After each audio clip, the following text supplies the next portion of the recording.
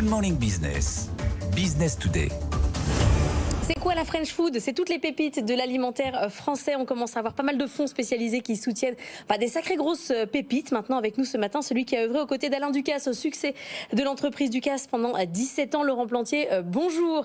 Vous êtes depuis 2017 à la tête d'un fonds spécialisé dans le financement des entreprises françaises de l'alimentaire. Vous avez créé ce fonds avec Paul Moutillot et Perrine Bismuth. Ça s'appelle French Food comme son nom l'indique. Et vous avez 3 nouveaux investissements à nous annoncer dans 3 grosses pépites, 40 millions d'euros investis d'un coup, à commencer par JC David.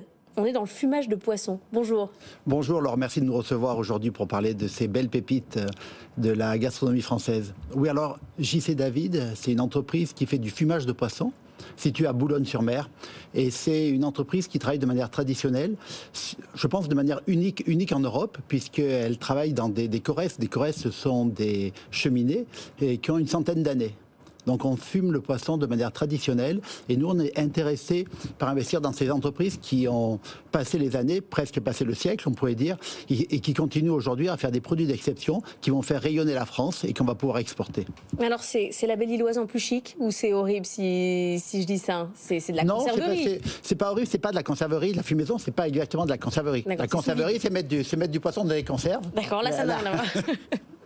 Là, c'est fumé. Là, c'est fumé. Mais la Belle Illoise est aussi une très belle entreprise de notre patrimoine gastronomique. Absolument. Autre investissement, Plantin, on est sur les produits à base de truffes et groupe Huguenin qui a produit des produits semi-préparés pour les chefs. Exactement. Donc, chez Plantin, on est dans la Drôme provençale, à Puméras. Et cette entreprise qui est aussi une entreprise quasi centenaire, parce qu'elle a été créée en 1930, qui a été reprise il y a quelques années, puis reprise par le fils du fondateur. Et on accompagne une entreprise qui fait des produits à base de truffes, donc qui vend de la truffe, donc il faut qui sait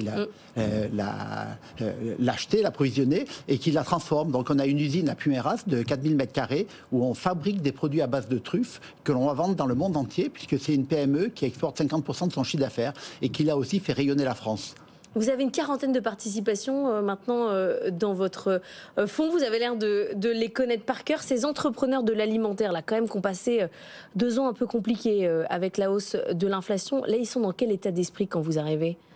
C'est variable, mais vous savez, les entrepreneurs, ils ont toujours le moral, ils ont toujours envie d'entreprendre, ils ont toujours envie de développer leur entreprise. Et je pense que s'ils n'avaient pas cet état d'esprit, ils ne seraient pas entrepreneurs.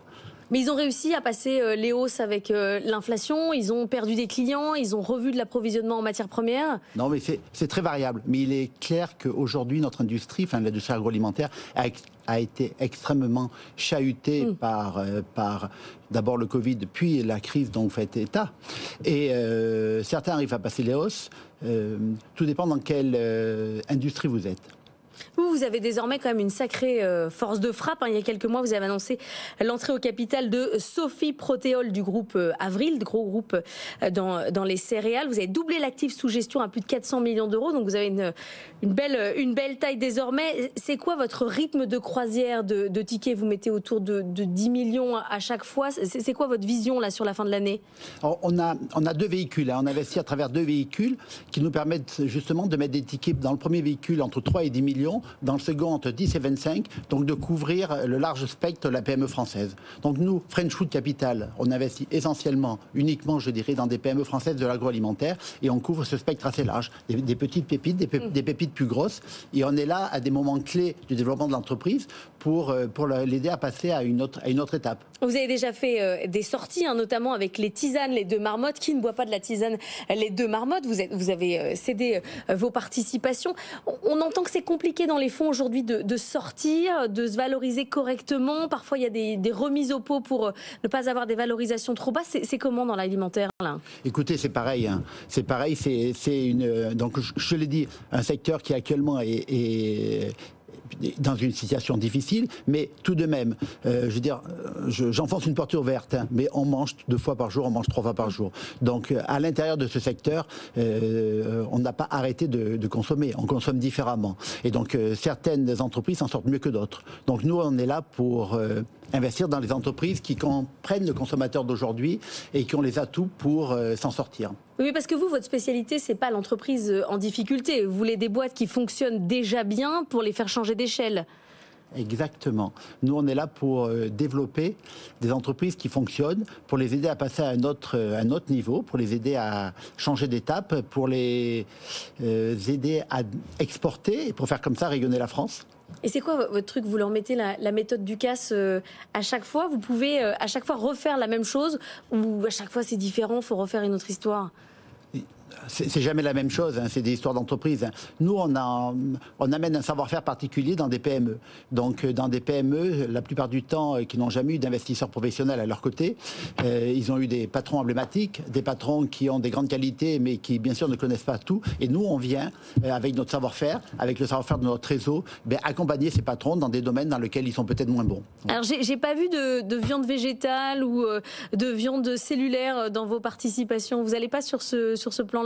Non, c'est un domaine extrêmement intéressant parce qu'en effet, il faut accompagner à la transition alimentaire et avec l'augmentation du nombre de personnes, il va falloir nourrir tout le monde pour avoir accès à la protéine animale. Je suis d'accord avec vous, mais la plupart du temps, ces entreprises qui font de la viande végétale sont des entreprises de petite taille, souvent des start-up, des entreprises qui ne gagnent pas encore d'argent et qui ne correspondent pas à notre thèse. Ouais. C'est trop tôt pour nous.